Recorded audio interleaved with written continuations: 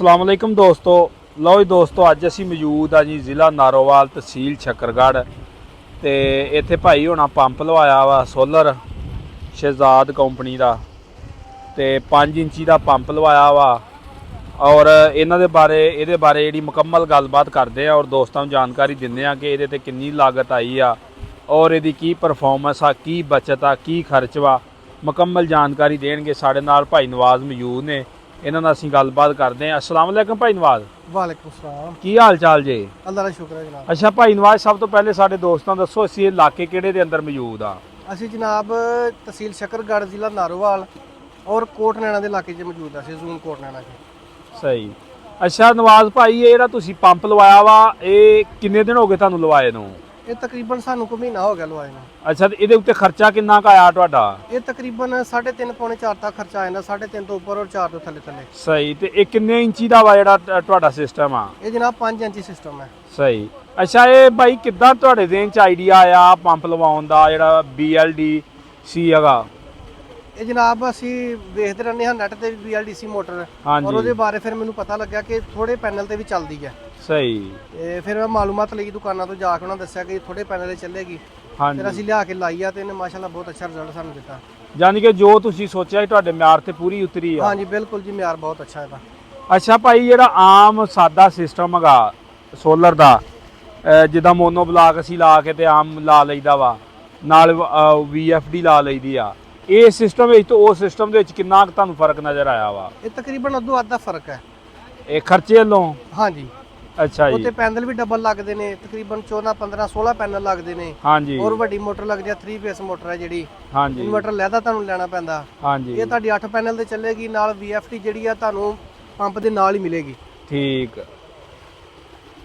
ਸਹੀ। ਅੱਛਾ ਭਾਈ, ਅੱਗੇ ਜਦੋਂ ਤੁਹਾਡਾ ਟੂਲ ਸੀਗਾ ਫੀਟਰ ਦੇ ਉੱਤੇ ਹਾਲੇ ਵੀ ਦੱਸਣ ਡਿਆ ਫੀਟਰ ਪਿਆ ਵਾ, ਫੀਟਰ ਦੇ ਉੱਤੇ ਫੀ ਦਿਹਾੜੀ ਦੇ ਵਿੱਚ ਕਿੰਨਾ ਇਹਦਾ ਖਰਚਾ ਆ ਜਾਂਦਾ ਸੀ ਅਗਰ ਸਵੇਰ 8 ਤੋਂ ਸ਼ਾਮਾਂ ਨੂੰ 7 ਵਜੇ ਤੱਕ ਚੱਲਦਾ ਸੀ? ਤੇ ਇਹ ਤਕਰੀਬਨ 15 ਲੀਟਰ ਤੇਲ ਖਾ ਜਾਂਦੀ ਹੈ ਫੀਟਰ ਜਿਹੜਾ ਸਵੇਰ 15 ਲੀਟਰ ਤਕਰੀਬਨ। ਯਾਨੀ ਕਿ ਅਗਰ 15 ਲੀਟਰ 300 ਰੁਪਏ ਵੀ ਕੱਲ ਹੋਵੇ ਖਰਚਾ ਗੁਰਚਾ ਆਉਣ ਜਾਣ ਦਾ ਪਾ ਕੇ, ਤੇ ਤਾਂ ਵੀ 4500 5000 ਦਾ ਤੇਲ ਖਾ ਜਾਂਦਾ ਸੀ। ਹਾਂਜੀ, 3500 4000 ਰੁਪਏ ਤੁਹਾਨੂੰ ਜਿਹੜਾ ਨਾ ਉਹ ਬਚਤ ਰੋਜ਼ਾਨਾ ਦਾ ਸੋਲਰ ਦੇਗਾ।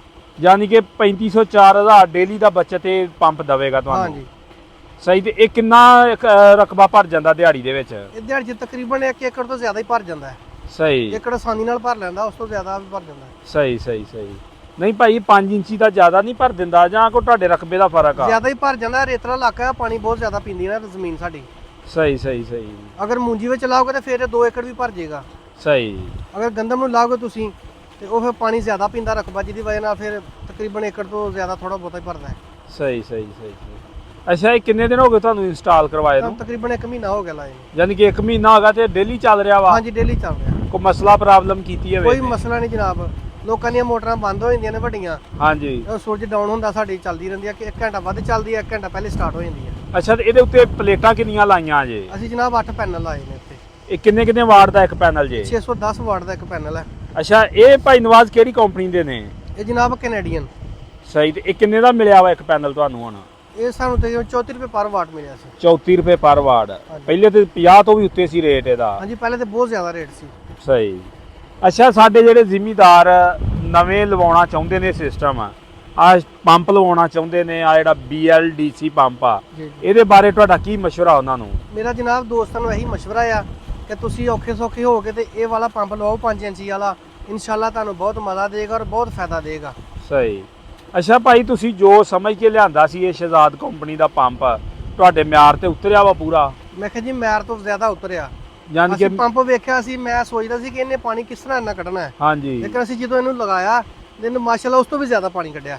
ਸਹੀ। ਬਹੁਤ ਅੱਛਾ ਰਿਜ਼ਲਟ ਦਿੱਤਾ। ਅੱਛਾ ਭਾਈ, ਪਹਿਲਾਂ ਆਪਣੇ ਇਲਾਕੇ ਦੇ ਅੰਦਰ ਕੋਈ ਚੱਲਦਾ ਦੇਖਿਆ ਤੁਸੀਂ ਇਹ ਪੰਪ? ਨਹੀਂ, ਪਹਿਲੇ ਤਾਂ ਸਾਡੇ ਇਲਾਕੇ 'ਚ ਕਿਸੇ ਨੇ ਵੀ ਨਹੀਂ ਲਾਇਆ। ਛੋਟੇ ਲਾਏ ਸੀ 4 ਇੰਚੀ 3 ਇੰਚੀ। ਹਾਂਜੀ। 5 ਇੰਚ ਮੈਂ ਹੀ ਲਿਆ ਕੇ ਲਾਇਆ, ਉਹ ਹੋਰ ਵੀ ਦੋਸਤ ਲਿਆਣਗੇ ਹੁਣ ਦੇਖ ਕੇ ਮੇਰੇ ਵੱਲ ਸਹੀ। ਇਨਸ਼ਾਅੱਲਾ। ਇਹ ਕਿੰਨੇ ਪੰਪ ਤੁਸੀਂ ਲਾਏ ਨੇ ਹੁਣ ਇਹਦੇ ਨਾਲ ਦੇ? ਅਸੀਂ 2 ਪੰਪ ਲਾਏ ਨੇ। ਸਹੀ। ਇੱਕ ਦੋਵੇਂ 4 ਦਾ 5 ਲਾਇਆ, ਇੰਚੀ ਆ? ਇੱਕ 5 ਦਾ ਸੀ ਲਾਇਆ। ਸਹੀ। ਅੱਗੇ ਹੋਰ ਲਿਆਵਾਂਗੇ ਇਨਸ਼ਾਅੱਲਾ, ਉਹ ਵੀ 5 ਇੰਚੀ। 4 ਵਾਲਾ ਜਿਹੜਾ ਵਾ ਉਹ ਕਿੰਨੀਆਂ ਪਲੇਟਾਂ ਤੇ ਚਲਾ ਰਹੇ ਉਹ ਜੀ? 6 ਪਲੇਟ ਤੇ ਚਲਾ ਰਹੇ ਅਸੀਂ। ਸਹੀ। ਲਓ ਜੀ ਦੋਸਤੋ, ਇਹ ਮਾਲੂਮਾਤ ਸੀ 5 ਇੰਚੀ ਦਾ ਪੰਪ ਆ। ਬਾਕੀ ਮੈਂ ਮਜ਼ੀਦ ਤੋਂ ਜਾ ਕੇ ਤੁਹਾਨੂੰ ਦਿਖਾ ਦਿੰਦਾ ਵਾ। ਜ਼ਿਮੀਦਾਰ ਸਾਡੇ ਨਾਲ ਮੌਜੂਦ ਸੀ ਜਿਨ੍ਹਾਂ ਨੇ ਲਵਾਇਆ ਵਾ ਔਰ ਇਹਨਾਂ ਦਾ ਫੀਡਬੈਕ ਵੀ ਤੁਹਾਡੇ ਨਾਲ ਸ਼ੇਅਰ ਕੀਤਾ ਵਾ।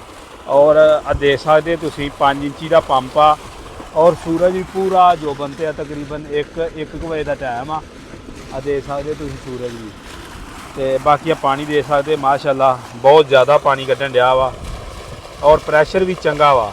5 ਇੰਚੀ ਦਾ ਪੰਪ ਆ ਔਰ ਪੁਰਾਣਾ ਜਿਹੜਾ ਇਹਨਾਂ ਦਾ ਵਾ ਟੂਬਲ ਉਹ ਲਾ ਕੇ ਇਹਨਾਂ ਨੇ ਰੱਖ ਦਿੱਤਾ।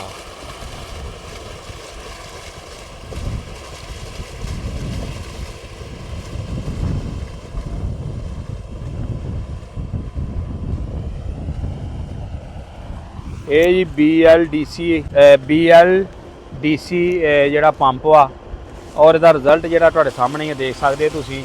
ਔਰ ਮੋਟਰ ਵੀ ਇਹਨੂੰ ਜਿਹੜੀ ਲੱਗੀ ਆ ਬਿਲਕੁਲ ਛੋਟੀ ਆ ਇਸ ਪੰਪ ਨੂੰ।